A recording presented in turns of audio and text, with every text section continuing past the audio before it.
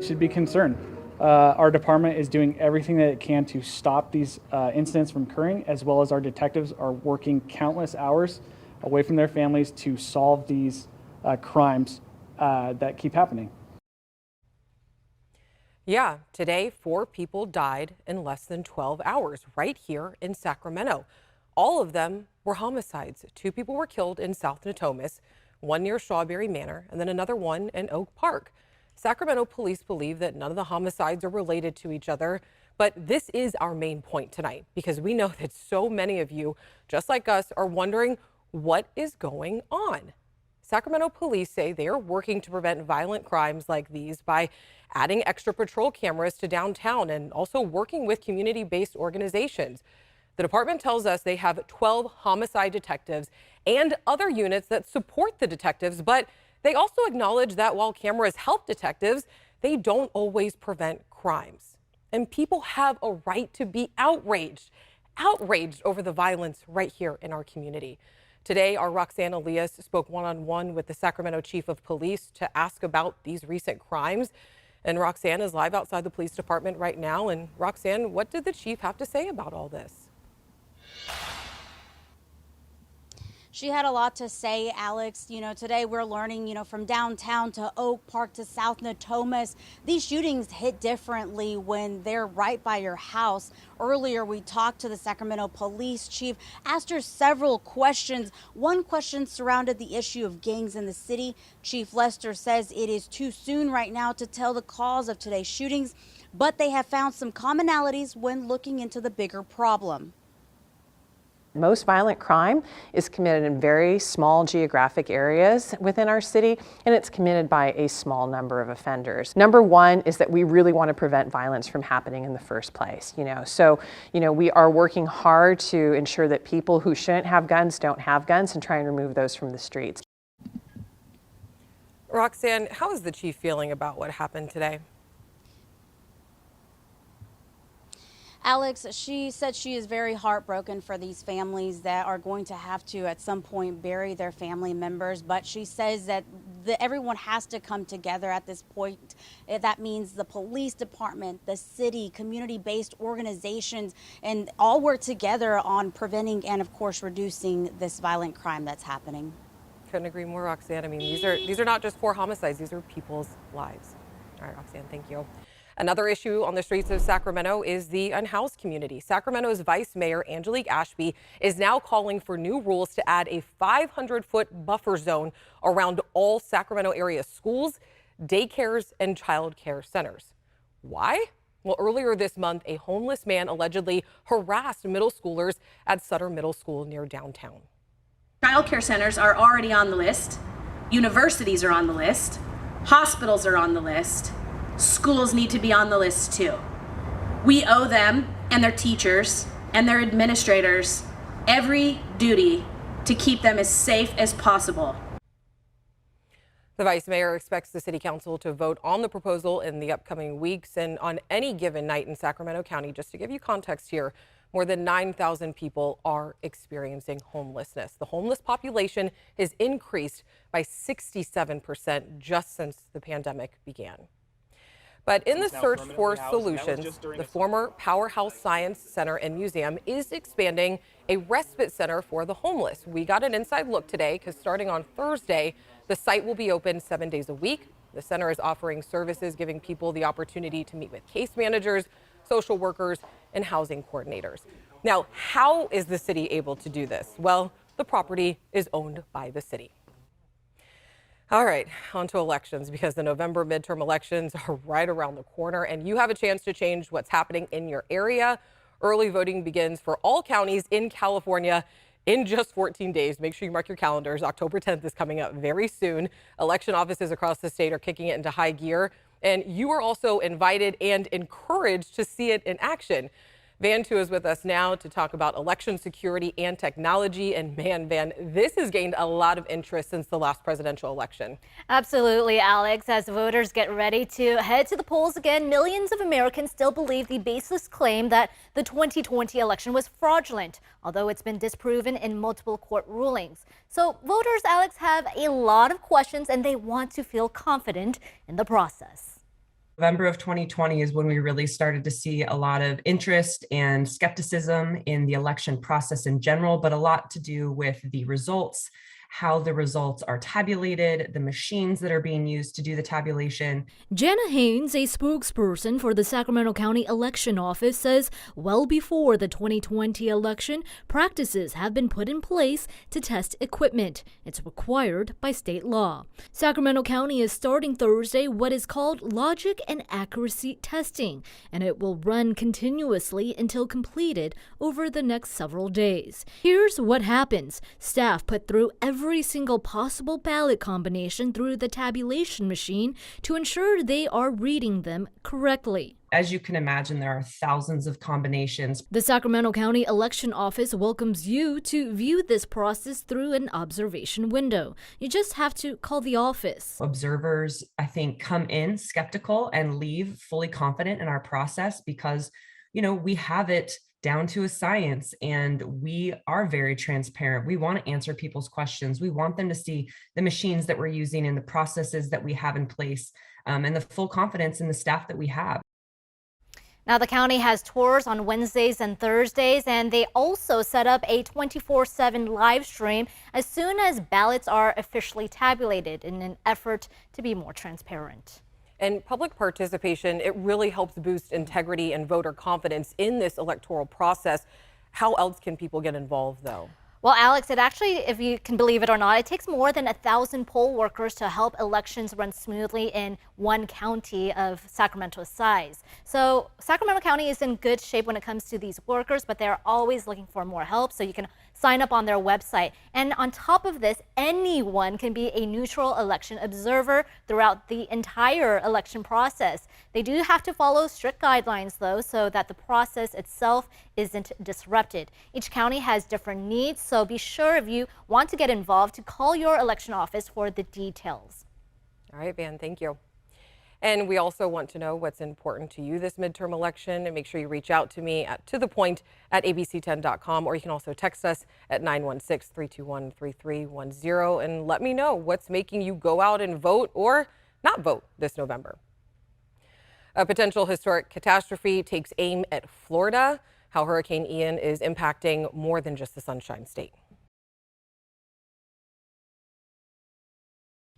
Well, the Tampa airport is shut down. Travel is impacted across the country. Category 3 Hurricane Ian is creeping up the west coast of Florida after hitting Cuba, and it's expected to make landfall late tomorrow afternoon. Take a look at this. These are satellite images of lightning moving throughout the storm. Florida is now in a state of emergency. The Keys and Miami are already feeling the impacts of pouring rain, and also more than 2.5 million people are under evacuation orders. And all eyes are on Tampa, where people are expecting to see up to 18 inches of rain.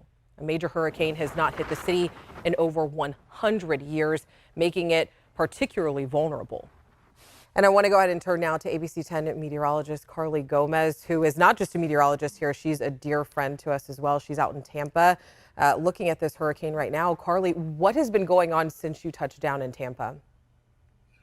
Yeah, touchdown last night. It was a lot of turbulence just kind of coming in. A lot of people trying to hold their seats, flight attendants urging people to grab their actual vomit bags in case you needed it. So it was very bumpy ride just getting in, and then actually getting through the actual airport to the car rentals was kind of chaos. Everyone trying to grab a car. Some people actually leaving, headed up to places like Memphis and going out of state.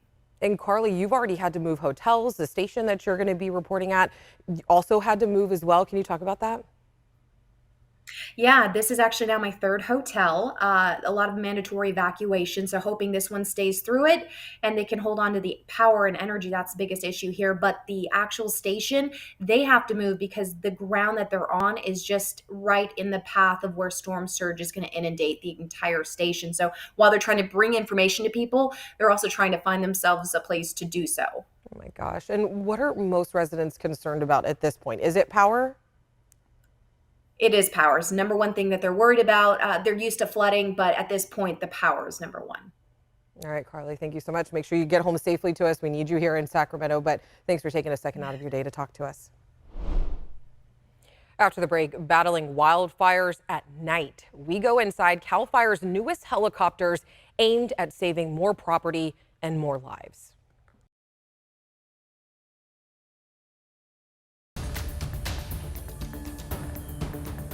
With the evidence that we had, they were going to be convicted. And prosecutors in Butte County did go on to convict PG&E of mass manslaughter and reckless arson. But years after the deadly campfire back in 2018, many details of the crimes stayed secret. That is until now. After nearly 4 years of investigating, we finally have the thousands of pages of testimony that led PG&E to plead guilty. Of course, investigative reporter Brandon Riddiman is here with me now. Brandon, you can see the documents right here. You guys, it's taken a while to get your hands on them. You've done a lot of digging. What story do these documents tell? Yeah, we've been working for 2 years to get these documents. The testimony in these pages bring PG&E's crimes into high definition. Dozens of PG&E employees took the stand and had to answer questions under oath. Among them were several transmission troublemen inspecting the PG&E high voltage Caribou Palermo line in the years before it broke and sparked the campfire. Their testimony reveals how poorly prepared the company was to find worn out parts like this, the 100-year-old hook that snapped and dropped the power line. The files show that PG&E knew worn parts like this were a safety hazard, but the inspectors in the field did not. One even testified he didn't know it was possible for the hooks to break. The real meat of the case, though, is in PG&E's business decisions that caused the inspections to miss problems, cutting back the number of inspections and the time allowed to do them. And then following the money, the transcripts show that PG&E employees got bigger bonuses when they came in under budget on inspections and maintenance, a practice that PG&E says it's modified. Now, families of PG&E's manslaughter victims say it is vital these details come to light. And it wasn't just an accident. It wasn't just a simple negligence. It was an entire corporation failing for years and years and years and just rotting from the inside and not caring. That's Steve Bradley. His grandmother was one of 84 manslaughter victims in this case. He's one of the voices you'll hear tomorrow. We're going to bring this case to you in the words of PG&E's own people. Secrets of the campfire revealed. The latest investigation from Firepower Money. It's going to be right here on To The Point tomorrow at 6:30. Before we go, I do want to ask you, what did it take to get your hands on these records? We went through multiple layers of court. This got appealed actually all the way up to the state Supreme Court, which earlier this year declined to hear the case. So a lower appeals court ruling was allowed to stand that basically left these intact the way that prosecutors wanted them to come out. There was an agreement they made to redact some of the names of the local PG&E employees, but the lawsuit that delayed this for 2 years sought to black out all of the employees' names. There's dozens of PG&E employees in here.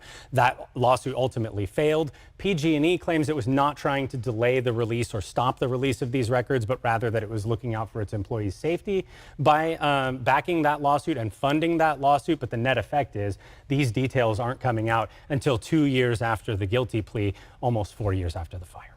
All right, Brandon, thank you. And make sure that you tune in tomorrow right here at 6:30. We'll have the full story. Thank you.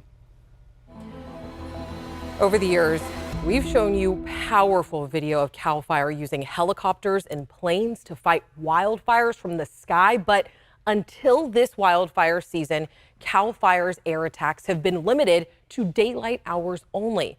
Becca Habegger shows us a game-changing new fleet of helicopters allowing CAL FIRE to douse flames in the dark.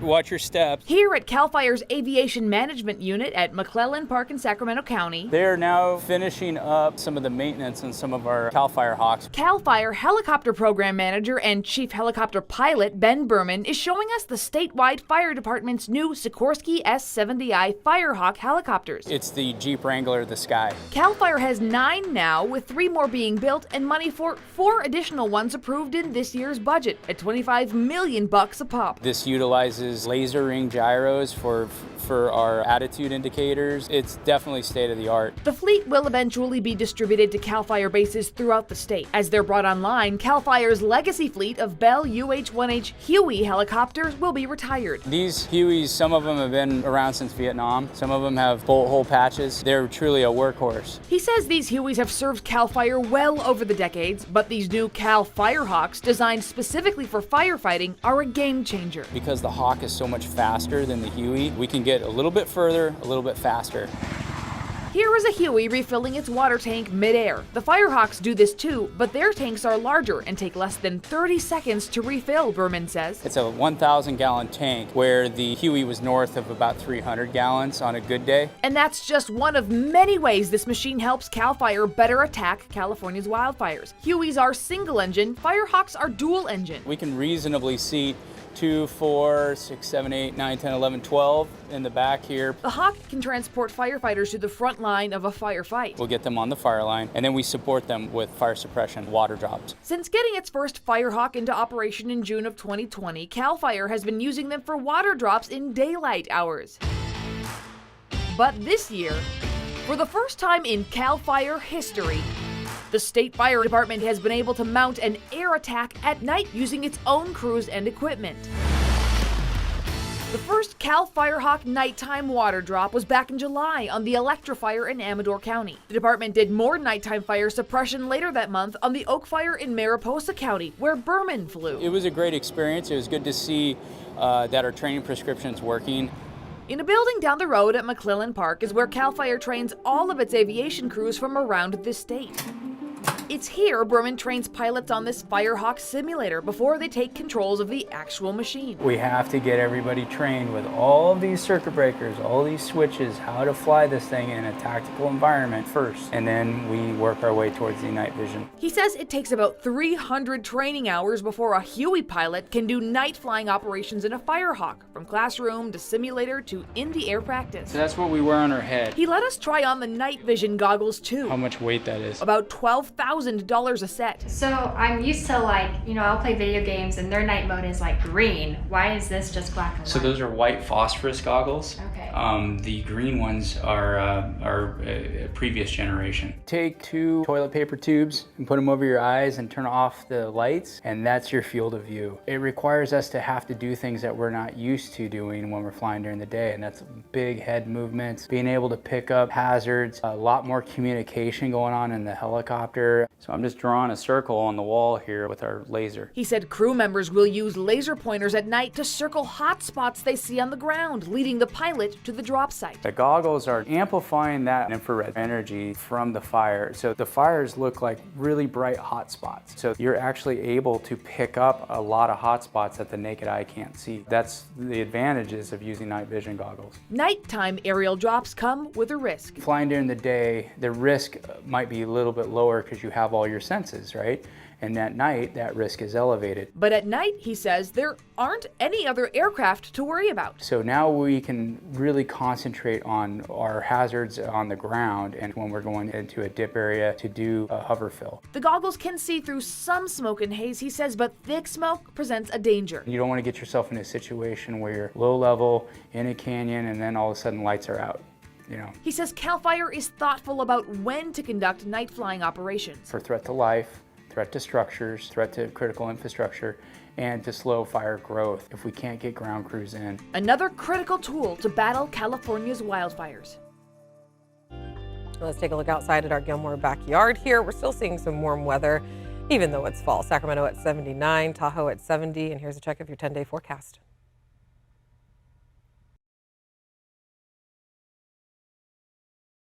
I know we covered a lot of ground here tonight, but we do want to let you know that you can always stream us on OTT, Fire, Roku. You can also watch our YouTube channel. We have a lot of content on there as well, and we do want to hear what's going on in your world. So make sure you shoot us an email at tothepoint@abc10.com. We hear from a lot of you. Just give us 24 hours to 72 to respond. See ya.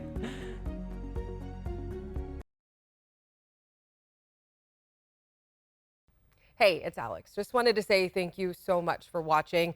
I really love hearing from everyone, and I hope that you'll stay in touch. Reach out to me on Facebook at AlexBellTV, or you can email me at tothepoint@abc10.com, or you can even send me a text message at 916-321-3310.